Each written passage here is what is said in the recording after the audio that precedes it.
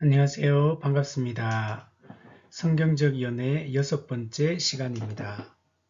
오늘은 결혼의 성공 여부는 결혼 전에 결정된다 라는 주제로 이야기를 나누어 보려고 합니다.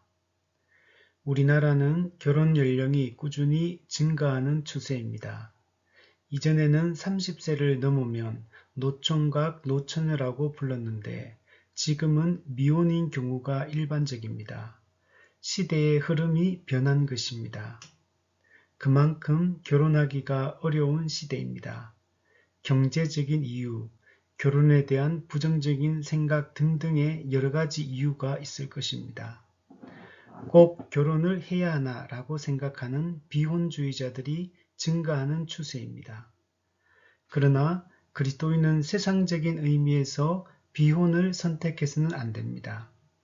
자유롭게 연애하면서 아무 곳에도 얽매이지 않고 편하게 살겠다는 생각은 성경적이지 않습니다. 성경은 결혼도 독신도 오직 주를 위해서 하는 것이라고 말씀합니다. 결혼은 서로 돕는 배필의 역할을 감당하므로 하나님 나라를 세워가는 데 목적이 있고, 독신도 하나님 나라를 이루어가기 위해 하는 것입니다. 이것이 성경이 명백하게 가르치는 사상입니다. 갈수록 결혼 생활에 만족하지 못하고 헤어지는 부부들이 늘어나고 있습니다. 결혼 생활이 자기 인생의 십자가라고 생각하는 사람들, 지옥 같은 결혼 생활을 빨리 끝내고 싶어하는 사람들이 많습니다. 지금도 살얼음판을 걷듯이 간신히 결혼 관계를 유지하는 부부들도 많습니다. 서로 사랑해서 결혼을 했지만 행복보다는 상처만이 남는 경우가 많습니다. 닐 클락 워렌은 결혼의 성공 여부는 결혼 전에 이미 80%를 예상할 수 있다라고 말했습니다. 결혼 전에 어떻게 하느냐가 중요합니다. 배우자 선택은 인생 전체에 관한 결정이기에 매우 신중해야 합니다. 성경적 연애가 중요한 이유입니다. 경건하고 올바른 과정을 거친 부부는 평생 아름다운 열매를 거두며 살게 되겠지만, 반면에 부실하고 조급하게 결혼한 부부는 매일 그 선택의 결과와 마주치며 고통 가운데 살아야 할 확률이 높습니다. 그만큼 배우자 선택은 중요합니다. 그리스도인은 결혼에 돌입하기 전에 연애 단계에서부터 반드시 지혜로운 결정을 내려야 합니다. 일단 결혼하고 나면 좋든 싫든 그 관계가 하루 온종일 모든 밤과 낮, 모든 주말과 휴일을 지배할 것입니다.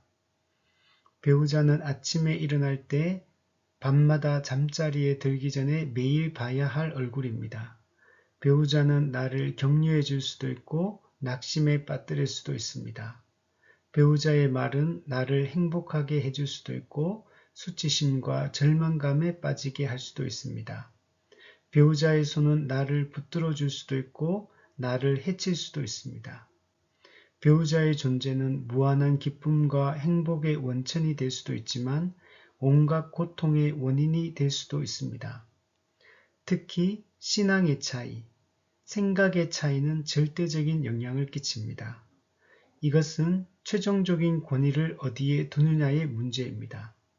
가치 판단, 선택의 최종적인 기준을 어디에 두고 있느냐는 것은 매우 중요합니다.